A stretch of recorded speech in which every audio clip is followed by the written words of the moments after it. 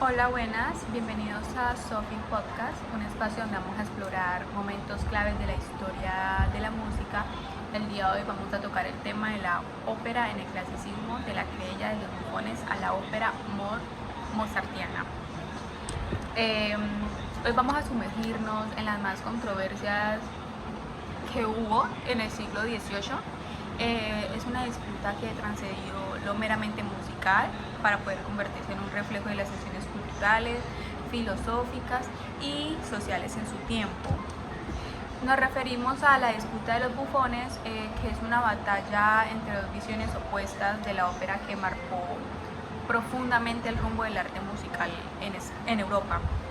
En este episodio vamos a explorar no solo ideas y los protagonistas de esta polémica, sino que también vamos a resurgir en nuevas formas operísticas en Italia, Francia, Alemania, así como la gran reforma de la ópera liderada por Christoph Willibald Gluck, un viaje por áreas, conflictos filosóficos y una lucha entre la razón y también la emoción.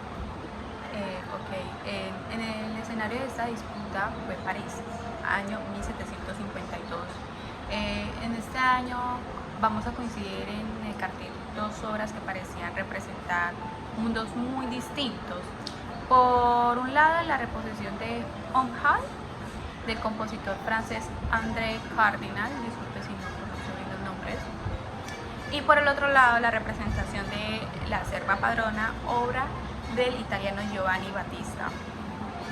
Esa coincidencia encendió una polémica que enfrentó a dos modelos operísticos, la solemnidad y la estructura de la tradición francesa. Frente a esto, la sociedad parisiana se dividió en dos bandos.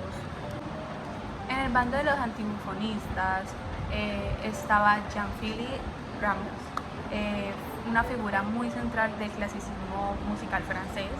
Para él la música debía ser racional, muy ordenada, muy estructurada. Al contrario, en el bando de los bufonistas,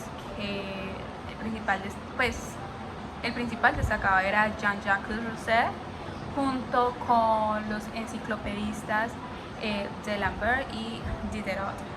Para Rousseau la música debía ser el sentimiento, expresar, tenía que ser una extensión de nosotros mismos como lenguaje, como humanos, algo que sí es muy diferente a lo que Jean-Philippe decía.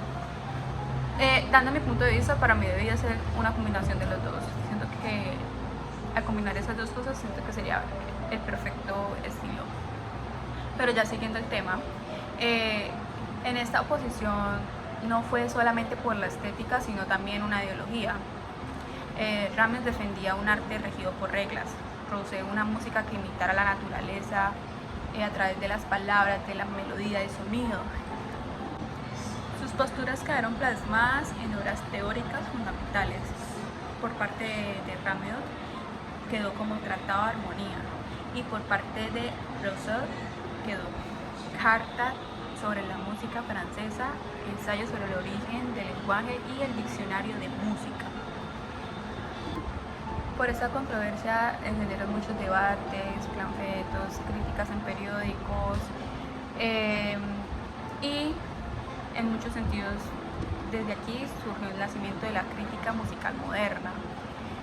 Ya basado en ese contexto, la ópera cómica, la ópera bufa italiana, cobró mucha fuerza como un tipo de música más cercana al pueblo, con más argumentos cotidianos, humorísticos y algo accesible, frente a la solemnidad de la tragedia lírica francesa. Surgiría una nueva sensibilidad. Antes de abordar para la reforma, vamos a hacer un pequeño recorrido por las distintas formas operísticas que existían en Europa. En Italia, la ópera sería dominada en los escenarios. El mayor impulsor fue el poeta Pietro Metastasio, cuyas obras fueron inspiradas en conflictos humanos de la antigüedad clásica y fueron musicalizadas por numerosos compositores. Estas óperas se estructuraban en tres actos, con una sucesión de recitativos y arias. El aria era la gran protagonista. a inicios del siglo XVIII dominaba el área da capo. Más adelante se impulsó el área de un solo movimiento con forma similar a la sonata, interludios orquestales y similares, digamos, al concierto. Los cantantes, incluidos célebres como Castrati, tenían un poder muy considerable, que ellos exigían a compositores modificar cosas a su antojo, a lo que a ellos les parecieran. Y entre los grandes exponentes de la ópera buffa se encuentra Giovanni Battista, que introdujo un estilo más ligero, más familiar, con pocos instrumentos y melodías populares.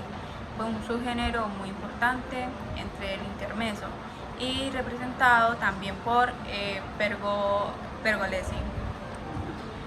A medida que la ópera cómica ganaba mucha popularidad, surgió la necesidad de dignificar sus libretos. Fue entonces cuando Carlo Goldoni elevó el nivel literario y adoptó el término drama giocoso, algo así, perdón.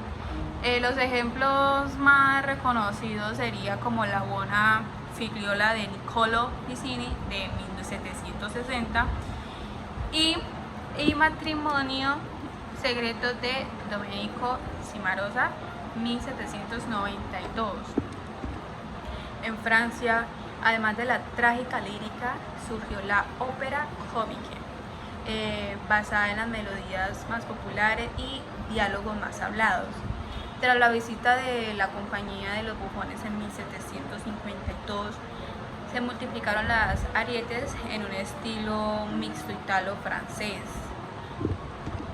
Incluso Rousseau compuso en este género su obra Le Devin du Village de 1752. Es un ejemplo temprano de la ópera cómica francesa. También destacó André Ernest Modest Gretty con su ópera Richard Coeur de Lion de 1784 y que fue considerada pionera de la llamada ópera de rescate. En Inglaterra el equivalente fue la bala ópera, una forma ligera que incorporaba temas populares y parodias.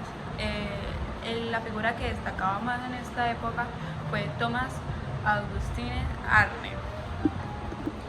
En Alemania emergió el Singspiel, influenciado por la balada ópera inglesa y la ópera comique francesa, y sus impulsores fueron Johann Adam Hitler y Albienez Karl Dieters. En este contexto de cambio también nació Lied Alemán, canción popular de carácter sencillo que conectaba con la sensibilidad del pueblo. Pero fue en el terreno de la reforma operística donde se consolidó esa transformación, y en esta reforma buscaba mayormente naturalidad musical, buscaban una expresión más directa, combinar arias y recitativos con coherencia más dramática, darle un poquito más de protagonismo a la orquesta y reintegrar los coros. En Italia la reforma fue iniciada por Niccolò Jommelli y Tommaso Traetta.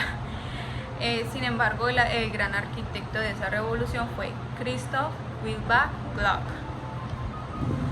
Gluck supo combinar la expresión melódica italiana, la pompa francesa y la seriedad alemana en obras como Orfeo et Eurídice de 1762 y Alcestis de 1767, con libreto de Raniero Calzabigi y ejemplificando como que esta nueva ideal, perdón por la pronunciación de estos nombres. En el área Cefaro senza Eurídice, Gluck alcanzó la sencillez y claridad expresiva que perseguía. Sus reformas incluyeron eliminación de las áreas de capo, reducción del virtuosismo vocal y las improvisaciones, una claridad textual, melodías simples y fluidas y integración de la obra. Su obra Ifigenia en Táuride de 1779, con un libreto basado en la tragedia de Racine, fue una prueba de que el idioma francés podía alcanzar la expresividad que Rosset atribuía solo en el italiano. Entonces en sí, la querelle de Buffons fue más que una disputa musical, fue un espejo del siglo de las luces donde el arte, la filosofía, la política se mezclaban. Las tensiones entre razón, la emoción, una norma, la libertad, encontraron en la ópera en un campo prácticamente de batalla. La transformación operística del siglo XVIII sentó las bases de una música más humana, más cercana a la experiencia real, más conectada con la palabra y la emoción de uno, desde la ópera hasta el Lied, desde París hasta Viena. Una nueva sensibilidad se abría paso a paso. Y hasta aquí va como el tema que yo escogí y conocí un poco más. Gracias de verdad por acompañarnos en este recorrido de este episodio y hasta la próxima y que estén muy bien.